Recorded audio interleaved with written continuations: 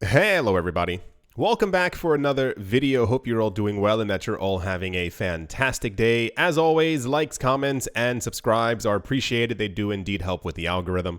And without further ado, let's jump right into it. The price discussions that are currently going on within the cryptocurrency space, I find quite fascinating. I think a lot of people it appears that they're on two separate sides.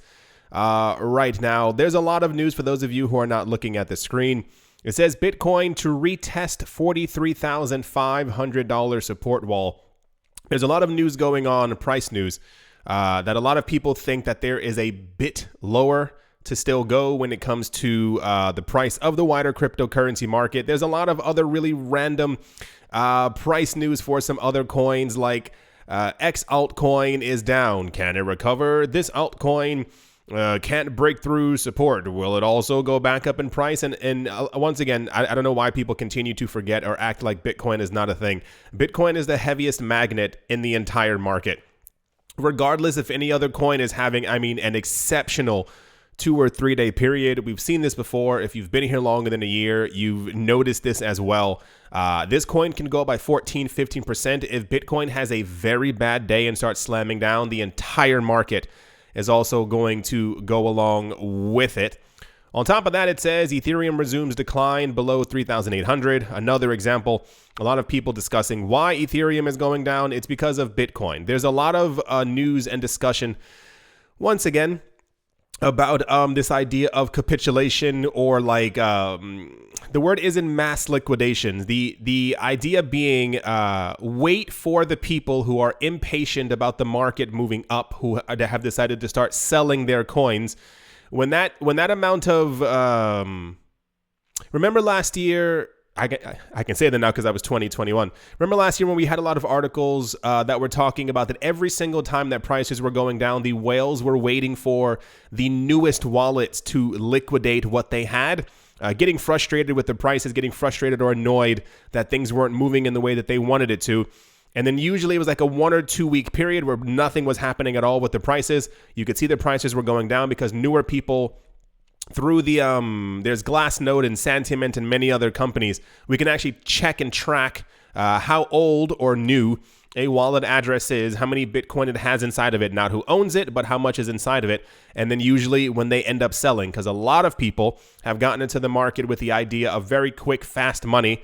So they put their money into the market, nothing ends up happening. They sell off their coins, try to go away from it. And then eventually the price ends up shooting back up after these smaller coins that we know have re-hit the market because of Glassnode and because of Santiment have then been purchased by the largest wallets on the planet. It's a constant thing that keeps happening over and over. And it also is really interesting because of the other news that this kind of ties into. Here's the other side of the camp that I was telling you about. It says Bitcoin traders expect a $60,000 Bitcoin by month's end, marking $45,000 as accumulation. There's a very noticeable divide in where people believe prices are going to be going next. We have the camp who believes that prices still have a lot further to go. I assume if we do get to a 43,000-esque Bitcoin, there are going to be a lot of articles that are going to be floating around talking about that Bitcoin still has a bit further to move down, etc., etc.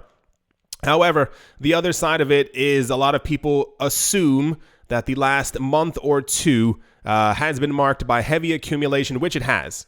The idea being, while prices are down, or whales doing whatever they need to do to keep prices down, that they're accumulating large amounts of Bitcoin in the background, once again, whether it be on a cryptocurrency exchange very slowly. If you purchase $1 million every hour, it doesn't have as massive of an effect as if you did 355 million in one go. Or simply buying over the counter, wherever they find a way to be able to do that with large sums of money. So a lot of people are assuming that, once again, for those of you who missed the end of last year, that we are currently not only in a reaccumulation phase, but also in this magical time period between now and June, where prices are supposed to go completely ballistic. That's just kind of the theory, at least, that's been floating around from a number of people. Even Plan B is once again back in the news. There's nothing from him today. But the last couple of days, there has been Plan B news where he's discussing that his charts are still intact. It's just a matter of we went a little bit off course, and therefore things are looking like they're going to be shooting up anytime soon. On top of that, I couldn't realize or figure out why this was actual cryptocurrency news, because nearly every single cryptocurrency website was discussing the exact same thing. It says, breaking, Apple hits a $3 trillion market cap. That number doesn't even seem real, as its share price has hit $182 per share. Less than 4 years. I remember when they finally hit $1 trillion. That was kind of also like a very weird day as well, that we finally had $1 trillion company on the planet. And then I think soon a couple of other ones also ended up following suit. When I talk about the actual idea of capitulation or people leaving the market, this is, I'll put it to you this way. If the market does, if the cryptocurrency market does indeed shoot up, I will be a firm believer in the idea of capitulation, people leaving the market, and then whales waiting for these people to leave to buy up their coins to push prices back up. I've had a number of friends, and it's 4, which is relatively large. I have a lot of friends who don't care about finance, aren't into finance at all. And the amount of people who are truly into cryptocurrencies, I have 1 or 2 friends who will ask in passing once a month, hey, how's that Bitcoin going? Kind of, those kind of things. But other people who are actually into the market, very small group of friends. However, a lot of people have been coming forward and asking me, where should they put their money? A lot of times for me, this question is usually, hey, which cryptocurrency should I be looking at right now? But a lot of friends have been asking me, should they start buying stocks and bonds and other things like that, which is also a very exhausting conversation to have to have to ask them once again, do they know what inflation is? Do they know what this is? Do they know what the Fed is doing? Do they know what the current rate of inflation is in the United States or for the euro or for the... It continues on and on and on. But I think a lot of people within the cryptocurrency market, this is my opinion, but it's also kind of just evident, have grown fatigued, and I think it's very new people in the market. I try to tell you often, as much as I possibly can, the cryptocurrency market, when I say that the cryptocurrency market is volatile, I don't mean it goes down by 13% volatility, goes up by 192% volatility, goes back down by 80%. People think that the volatility means swinging in my favor eventually at some point, or usually in the very near term. No, we have long periods of time where the market is simply like this. You can even look at my other videos. It's funny. For those of you who don't have a YouTube channel, you can actually see the actual analytics through the channel, and you can correlate, extremely easily when prices are trending sideways or when prices are down. My view count, of course, also goes down because people lose interest in the market. They aren't buying anything, which is usually the time when experts believe is the greatest time to buy, is when other people simply aren't paying attention. But the moment that prices begin to spike once again, my view count also skyrockets, and these people who haven't had a chance to accumulate 4 months end up getting back into the market. They can no longer buy at the prices that they wanted to buy.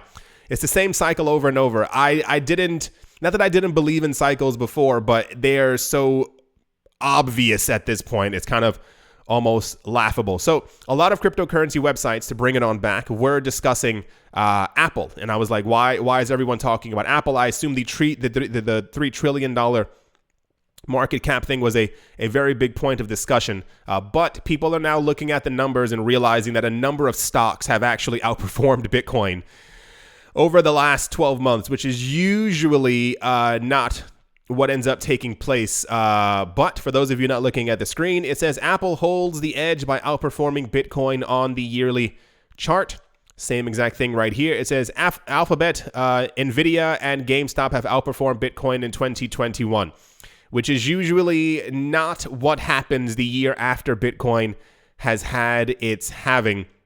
Very fascinating time, to be in any market right now. The stock market is also doing quite well. I would not say extremely well, but it's doing better than a lot of people probably assume that it would be doing. despite all the news that's currently floating around, if you have a television and or a mobile device that has internet, you know exactly what I'm talking about. But yeah, that's all the price news right now. It's basically, once again, people believe that prices have a little bit further to go down before they end up moving up. People believe that we are very on the cusp of prices shooting back up in the very near term with a $60,000 Bitcoin over the next 3 weeks, give or take, something around there. And yeah, a number of stocks have begun to shoot up. Not really sure if it's simply that's the beginning of the year happiness, but they are outperforming Bitcoin. And yeah, it's causing people to rethink their crypto positions and get into the stock market. Yeah. And without further ado, let's move on. Also in the popular news, news that was everywhere news, it says Solana, the 5th largest cryptocurrency by market cap and one of the biggest gainers in 2021, has reportedly faced another DDoS attack. That is a distributed denial of service attack. A DDoS attack usually sends multiple requests to the attacked web source, to exceed the platform's capacity to handle multiple requests and prevent the platform from functioning correctly. You've seen this before when you've gone to a number of websites, the website simply isn't working. For instance, let's say you're trying to buy something, a new pair of shoes, a new pair of art, whatever it might be. You'll notice that the website simply doesn't work. It's usually because, random number, a website may have a general capacity at any given time of around 30,000 people can be on the website at one time. That's kind of it. However, if there's like a really big release or people are rushing to that website and you have 1.5 million people on this actual platform, it can't hold it. It can't sustain it. And that's what a DDoS attack is. I just thought I'd explain that because I've mentioned DDoS attacks before to other friends and they're like, DDoS? What's a DDoS? The Solana network reportedly went down again, marking the 3rd incident of its kind over the past 6 months. The downtime started earlier this morning and the network went up again at 7 o'clock UTC 8 and is currently functioning normally. The news like this will never cease to surprise me. If you've been in the cryptocurrency market for a very long time, the idea of, how do I even explain this? Any type of fault in any coin years ago meant that coin was no longer around. Like you just simply weren't a thing. The fact that multiple coins, blockchains, websites, more so blockchains in the actual network themselves, continue to be, we know explicitly that they have many faults in their systems and are very prone to situations like this. And the fact that the coin still maintains its position in the cryptocurrency top 10, top 50, I think is very fascinating. I think we have moved exclusively to a market where people just care about the money. Once again, this is an investing channel. I totally get that. But over the course of the last couple of years, a lot of people continue to ask me and tell me and scream at me that I should be talking about this coin, that coin, this coin is amazing. But these coins all have huge amounts of faults, especially a lot of the newer coins. And even remember 2018, 2019, all the coins I was supposed to have spoken about because they were so amazing and so awesome. They also had DDoS attacks. 51% attacks were probably the best ones. And they disappeared because people realized that the coin wasn't amazing. And I can feel that I can feel you typing in the comment section. But it's just the honest truth. A lot of these coins can do the exact same thing that other coins can do. But the fact that Solana, I mean, it's down by, I think, 0.5% right now after its 3rd DDoS attack in half a year. It's very weird. But once again, I think a lot of people, it's just the money. It's just a lot of people don't even care what happens to these projects in 5 years. The entire idea of Bitcoin is that Bitcoin is meant to be the currency of the planet for the next 100, 200, 300 years. A lot of these coins, I think people are just into them for rapid movements of money. And please don't try to explain to me how amazing Solana is, what Solana is, how Solana is going to be changing the world. I've heard it for every other altcoin. Every other one. It's been at least 80 other ones over the last 4 years that people keep telling me or have told me are going to be amazing. But yeah, this is also very big news. This happened to multiple other coins over the last year or two. Yeah. That's the Solana news. Good luck, and let's move on. Next up, also in popular news, because this news happens every single week, the third largest Bitcoin whale address has added another 456 Bitcoin at an average price of 46,000 US dollars. It appears that the third largest Bitcoin whale is back. We were just talking about this like 6 days ago. And has allegedly purchased 456 Bitcoin worth roughly around $21 million. And apparently this person also bought 6 Bitcoin 55 minutes into the new year, which I imagined it like sitting down with friends and being like, oh gosh, hold on, like running to a computer and like being rich enough to be able to buy not even an entire Bitcoin, but 6 Bitcoin at the exact same time. Anyway, so yeah, keeps happening over and over. I assume at some point this week, the end of this week, maybe the beginning of next week, we're going to have MicroStrategy, ARK Invest, some other type of company news, because they're also all buying huge amounts behind the scenes. Once again, keeping in mind, I'll repeat this forever, I'm telling you, if Bitcoin was evenly spread out amongst everyone on the planet, everyone would be able to have, say it, that's right, 0.003 Bitcoin. Someone buying 456 Bitcoin at the exact same time, that discounts or cuts out millions of people from ever being able to own an entire Bitcoin. And for some reason, people keep forgetting that we have entered. Remember, what's that guy's name? Michael Saylor. When he announced, I forgot how many Bitcoin he has. There are billions of people on the planet who will never be able to own a tenth of a Bitcoin. Ever.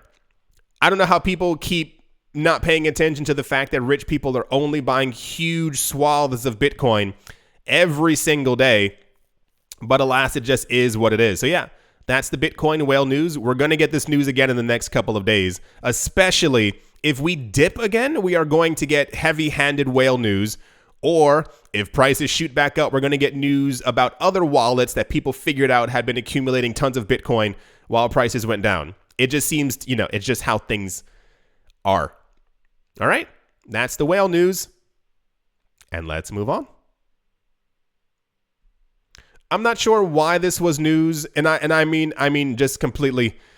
Major fashion company H&M has denied the rumor that it is opening a store in the Metaverse. According to false reports, customers could walk through the store and purchase products in the Seek Metaverse, that is CEEK Metaverse. Several major publications reported on Monday that H&M had opened a 3D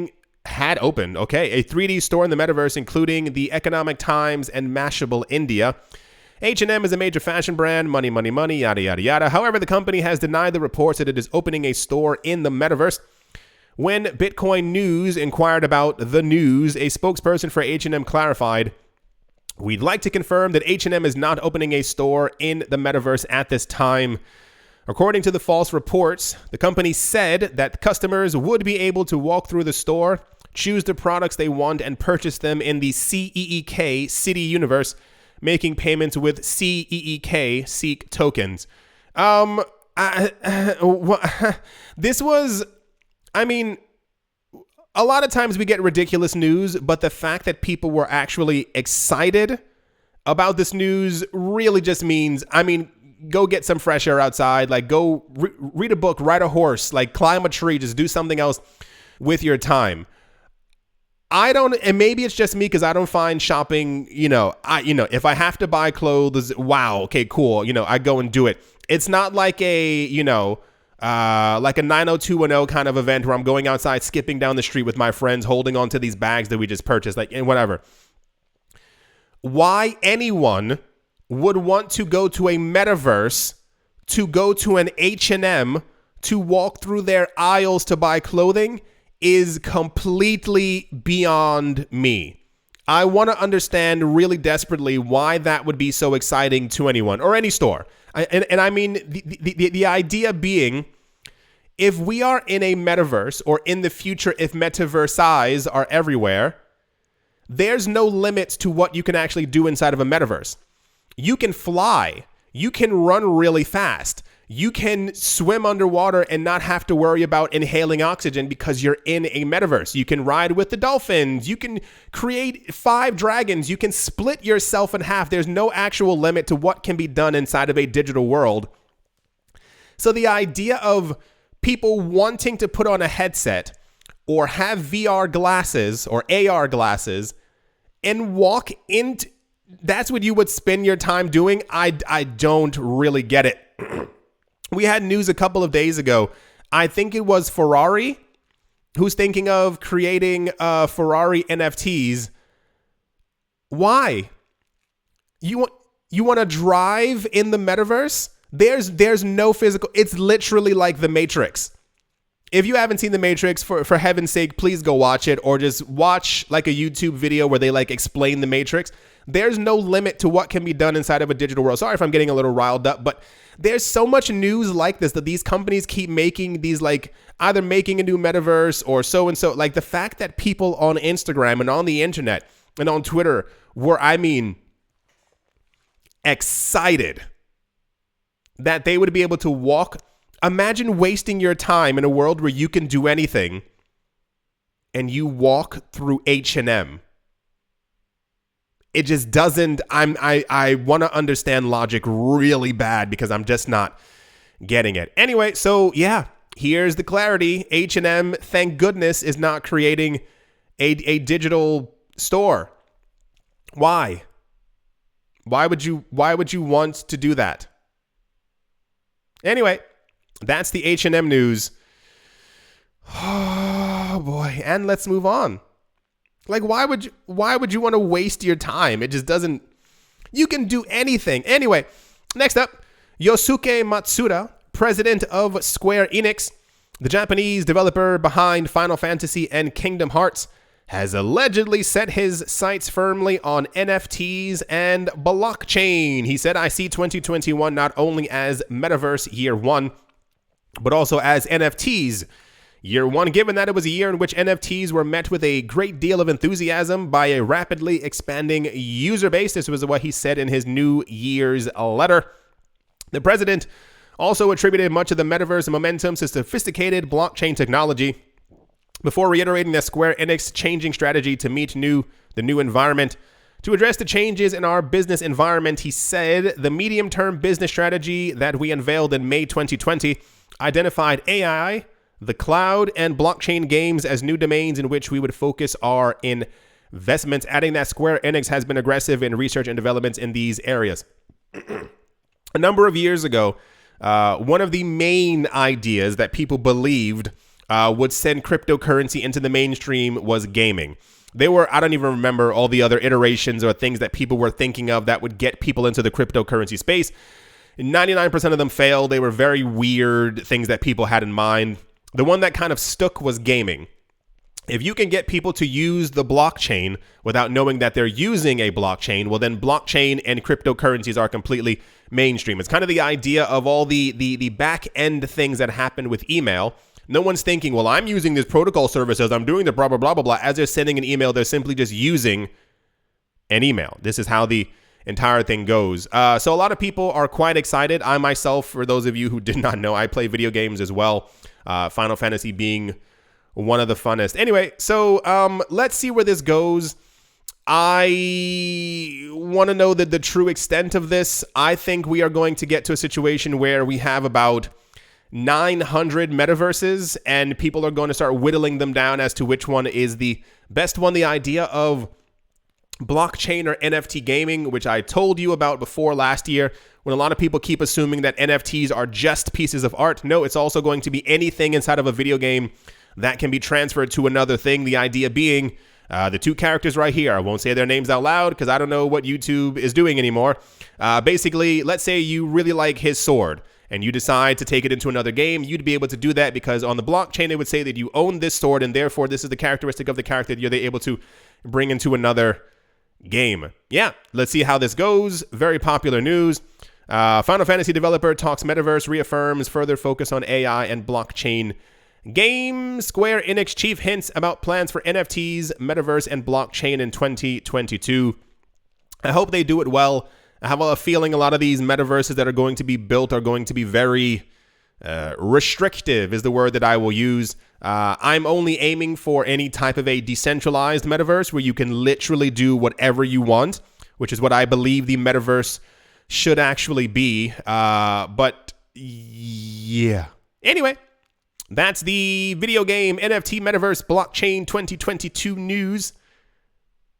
And let's move on. And to finish things off, look at this chart. Can you see this chart? Manipulation's way too strong. It's really insane.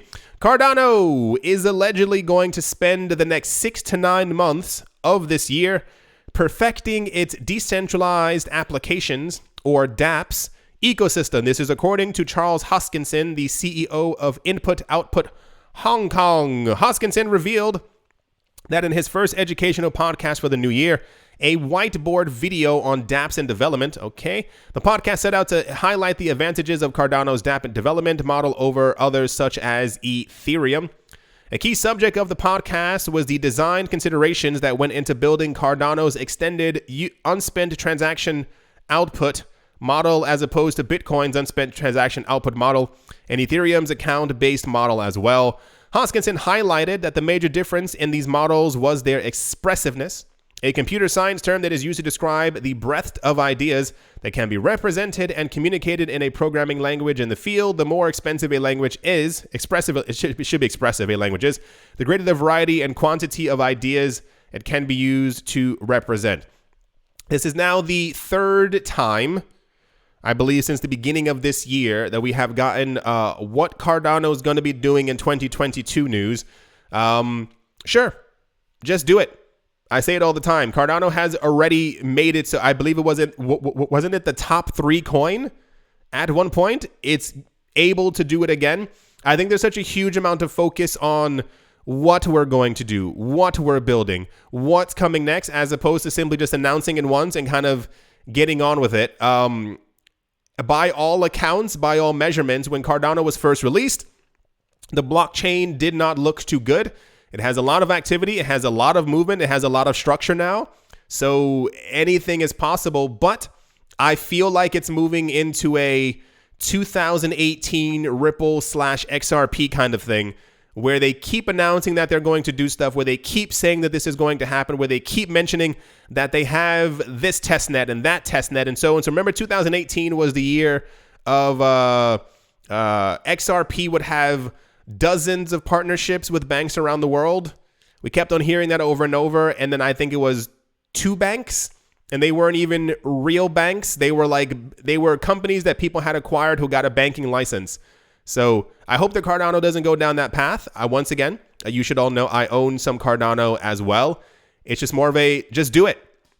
Just get to it. We know that your systems are big enough, robust enough, and quick enough, and fast enough, and strong enough to be able to sit next to Ethereum. So just do it. Yeah. That's the Cardano news. We're going to get more because we keep getting, what do you call it? Charles Hoskinson is talking about Cardano like every single day. And it's just more like, okay. All right. As always, a very special thank you to my Patreon supporters: Bolero Bastos, Crayola Michelle, URL, On Crypto with Lionel, Tigara Macho Nisa, Bake Me a Cake, Anytime Fitness, Monks Corner Staff, Bodie McBoatface, Yes to Crypto, Miller Hitch Chest Every Day, and Kyle Skips Leg Day, Minting Coins, Jeremy Fox, Jim Gardner, Nick Mangialavori, Paxis, Vlad the Impaler, Richie Richard III, Setsuna, Damien, Crypto Artist, Coldy 3D. It's kind of difficult to read these the other way. It's really weird. Bankroll Network, 242 to the World, Wise Night Owl, Jared Schneider, Massive Ventures in Thailand, Moher Moroni. Yeah, why is this so weird? Adam Graysick, Todd Mullis, Abiliophobia, The Animal Reader, John Sarson, Nostromo, Martin Steuer, Moonman High, XRP, Utopia 569, Yasha Harari, Attila the Han, David James. I get it. I'm used to saying, of course, I'm used to saying it the other way, and I say it almost like a song. So when I say Attila the Han, the next thing I want to say is Yasha Harari, but not David James. How weird is that? Attila the Han, David James, Navarro Williams, Auspicious Agile and Blockchain, Tolik Banan, Snacky Chan, Conan Don't Skip Leg Day, Patrick Noster, Nita Miracle, Space Case, Troy, Olga, Bare Bones Mining, Quarter Biddy, Lauren De Silva, Gail Grolet, oh my gosh, VB Nerd 21, Jojo Shawshow, Mobarazzi and Carlos was like, Speedy 655, AJ Cut 5, Crypto Black Sheep, Captain Something in the Z-Way Lay, Not Brain M, Wish Nikki, Umnu, Red Plum Tomato, The Dealer's Den, Tony Ambroski, this is getting worse and worse. Arachno Dave, Bitcoin Ben, Roman Gaber, Mortified, FUDWISER, Stake It With Valor, this is, oh geez, Empire Queen, Hakeem Wilkins, Chris, and Let's Move On, Blockchain Simplified, Jamie Saad, and Professor Wally from Gunbot University. That was really, really difficult. It's really weird.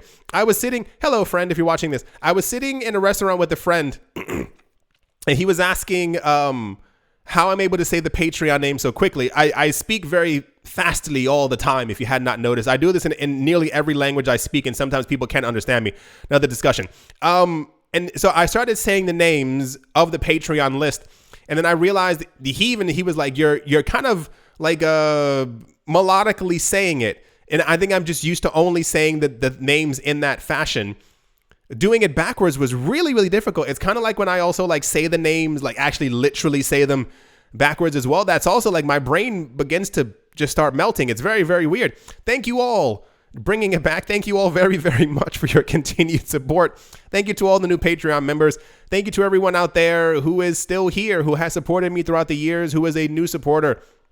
I appreciate all of it. The cryptocurrency space is not an easy space to be in, and to have nice people watching my videos, surrounding me, and commenting all the time. It may seem cheesy, but I really do appreciate it, because there are a lot of people who can be negative on purpose just to be mean, but to have a consistent group of people who are actually nice, it's nice to have that around you. At the moment, Bitcoin is currently at $46,557. It's like down up. It's down by 0.63%. As many things in the top 10 are kind of following the exact same thing. Solana is only down by 2%. I don't get it at all. Polkadot is up by 2.5% at the Memento. Algorand is up by 5. Chainlink is up by 8. Okay, it's good to see some altcoins are pushing against the weight of Bitcoin. Near Protocol is up by 20%. Cosmos is up by 6.5. Phantom is up by 9. Good job, Phantom. Phantom is up by 19% right now. Internet Computer, which I think is the funniest name ever, is up by 9%. FTT token is up by 1.4%. Hedera bar, Hashgraph bar graph is up by 6.3 percentile points. Tezos is up by 10%. Anything else? One Harmony, I'm not going to even ask what that is up by 10%. Yeah. Alrighty. Well, I told you it was going to be a very weird week, and I assume it's only going to get weirder. I do hope that you've all enjoyed. I do hope that you all have a great day. A great day. I said that. Great morning, great afternoon, great evening, wherever you are, wherever you might be. I do hope that it's absolutely fantastic. Thank you all once again for watching, listening, and or supporting, or all three. And I will most certainly be talking to you all soon. See you.